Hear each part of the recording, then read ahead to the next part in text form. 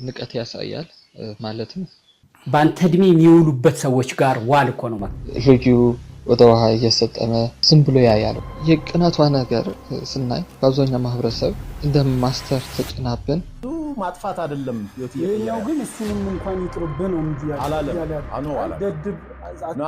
ሰላም እንዴት ናችሁልኝ? ዛሬ ወቅታዊ ይዘላችሁ ያለው ታዲያ ለዚህ ቻናል ላይክ፣ ኮሜንት፣ ሼር እያደረጋችሁ ሌላው ለዚህ ቻናል አዲስ ለሆናችሁ ሰብስክራይብ በማድረግ ቤተሰብ እንድትሆኑ ጠይቃለሁ። ዛሬ ይዘላችሁ የመጣሁት በእግረኛው መንገድ ላይ ከሰራዊት ፍቅሬ ጋር የነበረው ኢንተርቪው ነው። ወደ ሐሳቡ ከመግባቴ በፊት ስለ እግረኛው ሚዲያው ብዙ አልከታተለውም፣ ግን አንዳንድ ነገር አይቻለሁ። እግረኛው ሚዲያው ላደንቀው ፈልጋለሁ። ለምን በዚች ከሰራዊት ረገው ብቻ ነው ጥያቄና አንዳንድ የተሰማኝ ነገሮች። ሌላው እግረኛው ወይም ጋዜጠኛ ተክለ ሃይማኖት ለብዙ አካል ጉዳተኞች አርአያ ነው። እንኳን ለአካል ጉዳተኞች ለሙሉ አካል አለን ብለን የምናስብ ትምህርት ይሆናል፣ ምሳሌ ይሆናል ባይነኝ። ተስፋ የቆረጣችሁ አካል ጉዳተኛ ነን የምትሉ ከእግረኛው ተክለ ሃይማኖት ተማሩ ላለው ከዚህ በታች የሰራሁት ጥያቄን የተሰማኝ ነው። አንዳንዶች ከስሜት ሊሆን ይችላሉ። ያየሁበት አንግል ይዘላችሁ ቀርባለሁ። ወደ ጉዳዩ ልግባ። ይህንን ስል በአንተ እድሜ የልጅ ልጅ ከሚሆን ሰው ጋር ለዋኝ ማለት እና ቦክሰር አድርጎ መዝለል እድሜ አይፈቅድም፣ ትሰበራለህ። በአንተ እድሜ የሚውሉበት ሰዎች ጋር ዋል እኮ ነው። ወደ ሐሳቡ ስገባ በምስሉ ላይ እንዳያችሁት ለምን ከእኩዮች ጋር አትውልም የሚለው አሉ። የራሱ ሐሳብ እንደሆነ ያሳየ ነበር። ይህንን ስል የንቀት መንፈስ ነው ያየሁበት። ራሱ ይህንን ሚዲያ የከፈተው ለእኩዮቹ አስቦ ነው ወይ? ወጣቶች ለዚህ ሚዲያ መመልከት የለብን ማለት ነው።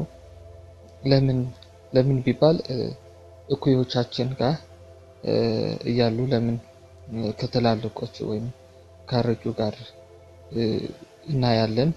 ከዚህ አይነት ሚዲያ ልዋኝ ማለቱ ለወጣቶች ጥሩ አይደለም ማለት ነው ወይ ለማለት ነው። እርግጠኛ ነኝ በሚዲያው ሲሆን እህል ውሃው ስለሆነ በዚህ የሚስማማ አይመስለኝም። ሌላ መንግስት ያረጁ ብቻ ወይም እኩዮቹ ብቻ ነው ወይም ማስተዳደር አለበት እያለን ይሆን ወይ? ብዙ ነገር እንደሚያውቅ ያስታውቃል። ምናልባት ሳይታወቀው የተለየ ቃል ያመጣ መስሎት የኔ መስሎት የተናገረው ሊሆን ይችላል። ሰራዊት ፍቅሬ ምን ሆኖ ነው ከስንት ሀገር የሚመሩ ሰዎች ጋር እንዳልዋለ? እንዴት መጨረሻው ይሄ ሆነ? መንግስት ወጣትም ልጅም ሁሉንም የሚያስተዳድር ነው። ይህንን እንዴት ሊመለከተው ያልቻለው ነገር እኔ ምለው ነጭ ጸጉር አብቅሎ ተወልዶ ይሆን ብዬ እንዳስብ አድርጎኛል። እሱን በልጅነት ጀምረው እስከ አዋቂነት ያስተማሩት ስህተት ሰርተዋል ያልገባው ሲጠይቅ በትህትና በእርሱ ልክ ሲመልሱለት ተሳስተው ነበር ማለት ነው ወይ? ይህንን ለምን አስፈለገ የሚል አይታጣም። ተናጋሪው ሳይሆን የተናገረውን መርምር የሚል አባባል አለ። በጣም ለሁላችን የምታስፈልገን ናት። ከእኩዮች ከልጆች ልዋኝ ማለቱ የንቀት እሱ ለወጣቶች በቢዝነስ ብቻ ነው ወይ የሚቀርባቸው? እግረኛው ሚዲያ የተሳሳተ ሰው ልጆችም ከነሱ ዋና ቤት መሄድ ነውር ነው ጭምር እያለን ይሆን? ቀጣይ ከወለደ ይህንን ማድረጉ ስህተት ነው ወይ? ልጁ ወደ ውሃ እየሰጠመ ዝም ብሎ ያያል ወይ? እስቲ ምስሉን ደግመን እንየውና በአንተ እድሜ የልጅ ልጅ ከሚሆን ሰው ጋር ለዋኝ ማለት እና ቦክሰር አድርጎ መዝለል እድሜ አይፈቅድም፣ ትሰበራለህ። ሌላው ያየሁበት ለአዶናይ ሊረዳበት ያልቻለበት ነው።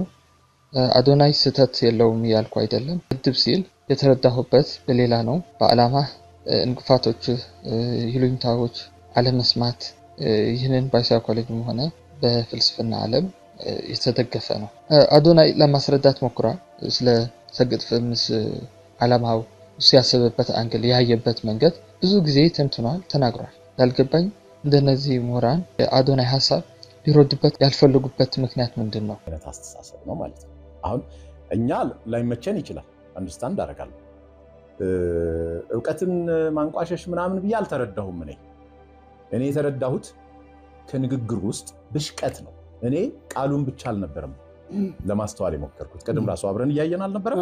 እኔ እዛ ውስጥ ማየው የልጁን ብሽቀት ነው። ገብቶሃል? አዋቂ ሰው ሪስክ ካልኩሌት የሚያደርግ ሰው አያልፍለትም ነው ሐሳቡ። እውነት አይደል? የመሬት ላይ የምታከውንክ ስነ ምግባር የምትጠብቅ ነገሮችን ግራና ቀኝ ለማየት የምትሞክር ከሆነ ብዙ ነገር ነው እያለፈ የሚሄደው። ገብቶሃል? ትምህርት በአግባቡ በስርዓት ተምሮ ፒኤችዲ ድረስ የተማረ ሰው እኮ ለቤት ክራይ የሚከፍለው እንኳን ጥሩ ገንዘብ የማያገኝ ሰው ነው። የትምህርት ቫልዩ ዝም ብለህ አየር ላይ ብቻ አይደለም ማየት ያለብህ፣ ህይወትን መቀየር አለበት። ልጁ ንግግር ውስጥ ነው ብሽቀት ነው ማየት። በመማር ህይወት አይቀየርም ነው እያለ ያለው። ገብቶሃል? ይሄን እኮ በተለያየ መንገድ ሌሎችም ይሉታል።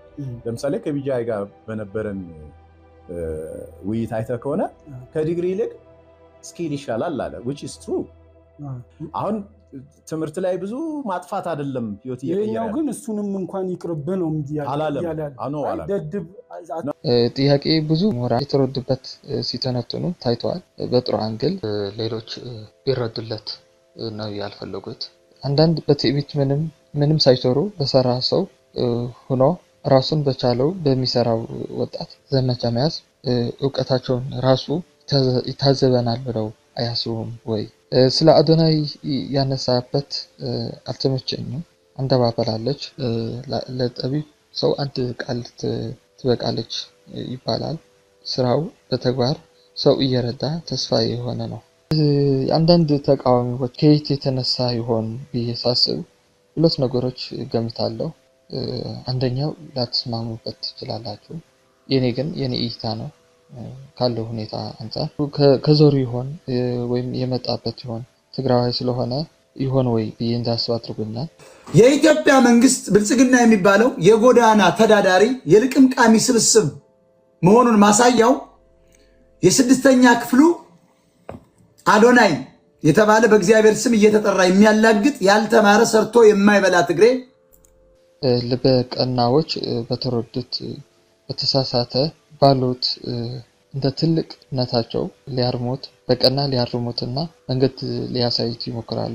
እንዲህም ሲያደርጉ ሲጥሩ እነዛ በቃ ደድብ ብሏል በምትለው ራሳቸው በዚች ደድብ ብሏል በምትለው ቃል ሰግጠው ቀርተዋል። ይህንን መታየት አለበት። በእኛ የሚሉት ዝባንዝንኬ ወይም ንቀት ያለው ጥሩ ስራዎች የማይሰሩ ሰዎች ሲቃወሙ አልታዩም። መጥፎ ሲታይ ያንን እውቀታቸው ወዴት እንደሚሄድ አልገባኝም፣ አይታይም፣ ዝም ይላሉ። በተቸገረ እየረዳ ያለው ሰዎች የሌላቸውን ሰው ለመሆን የሚጥረው ወጣት ንቅፋት ውድቀቱ ማየት የዘር በሽታ ወረርሽኝ የተጠናወታቸው እንዳይሆኑ ራሳቸው መመርመር አለባቸው። በመታሰሩም የተደሰቱ ሰዎች አይቻለው። በመሸለሙ ስለ ሽልማቱ የተባሉ አንዳንድ ነገሮች ሌላ ጊዜ መጣበታለሁ። ሁለተኛ ተብሏል። ቅናት አብዛኛው የዚህ በሽታ የተጠቃ ይመስለኛል። የቅናቱ ነገር በተሳሳተ መንገድ ተጉዘው ያላገኙት ዝና አዶናይ በአጭር ጊዜ ማግኘቱ የ4 ሚሊዮን ተከታዮች ባለቤት ስለሆነ ቀንተው ከሆነ አበድረን ማለት ይቻላል። የቅናቷ ነገር ስናይ በአብዛኛው ማህበረሰብ እንደ ማስተር ተጭናብን ቀጥላለች። ዘመቻው በባህላችን የቅናት የትቀራለች የሚመስል ነገርም ይታያል። የጥሩ አይደለም። አንድ ስጋቴ እንደነዚህ ምሁራን ከብዙ ትውልድ አርአያው እዚህ ካደረገ ለነገ ሀገር ጨለማ ይሆናሉ ብዬ ነው የማምነው። ወደ እግረኛው ሚዲያ ስመለስ ወደ ተክለ ሃይማኖት መግቢያው ላይ እንዳሳየ ነው ወደ ሰራዊት ሄዶ ኢተብይ ለስራ ስጠየቅ ተቀብለኛል ብሏል። እኔ ደግሞ በመግቢያው ላይ የተናገራት እቺ እንትን እኩዮች ምናምን የምትለው ሳምሶን ማሞ ስራ ቅጠረኝ ብዬ ሄድኩ አንድ ጊዜ ቢሮ። አይ እኔ የማስታወቂያ ድርጅት ነው ያለኝ፣ ጓደኛዬ ሰራዊት ፍቅሬ ግን ሚዜው ነኝ፣ እሱ ግን ሬዲዮ ጣቢያም አለው ኢትዮ ኤፍኤም 107.8 ይባላል፣ ወደሱ ሂድ አለና የታክሲ 400 ብር ሰጥቶ ወደ አንተ ላከኝ። ኦኬ። ወቅቱ ሰኔ መጨረሻና ሐምሌ አካባቢ ነበረ። መጣሁ 3 ሳምንት በጥቂቱ ወጣ ገባ አልኩ፣ የበጀት መዝጊያ ነው በሚል። ከዛ በኋላ አንተ ጋር ተቀጠርኩ፣ አንተ ጋር ሰራሁ። የሬዲዮ እድሉን ሰጠኸኝ። እንደ እግረኛው አገላለጥ እይታ ከሆነ ሊቀበለው አልነበረበትም ማለት ነው። ሊንቀው ነበረበት ወይ? በወጣቶች አምናለሁ። እስቲ ስለ ወጣቶች ያለው በጣም ስለተመቸኝ እስቲ እንየው። እኔ ወጣቱን ምንድነው ምለው ነገር አለ። እንደውም ብዙ መድረክ ላይ በቃ መስራት እንትን ማለት መሰልጠን ምናምን ያለበት ነው። ወጣቱ ኤክስፐርት ነው መሆን ያለበት እንጂ ኤክስፖርት መሆን የለበትም የምል ሰው ነኝ። ከዛ እንደገና ወጣት የነገ ሀገር ተረካቢ፣ የተነገ ወዲያ ሀገር ተረካቢ ምናምን በለው የዛሬ ሀገር ተረካቢ የነገ ምናምን ህፃናቶች ናቸው። ስለዚህ እነዚህ ልጆች አብሮ መስራት፣ እነሱ መስመር ማስያዝ፣ እነሱን እንትን ማለት የምትችለው መምከር 100% ምክርም ብዙ አስፈላጊ አይደለም። የሚሆነው እንደ አጉል ገደል እንዳይገቡ ያዝ። እኛ ደግሞ ስናንቀላፋ እነሱ ጎተት እንዲያረጉን ከነሱ ጋር መስራት አሪፍ ነው። ሰራዊት እናመሰግናለን። ክብር ይገባሃል። ለዚህ ትውልድ እንደ ሰራዊት እንዳንተ አይነት አቋም ያላቸው የበሰሉ ሰዎች፣ ታላላቅ ሰዎች ለዚህ ትውልድ የጠፋው መንገድ የሚያሳዩ ያስፈልጉናል።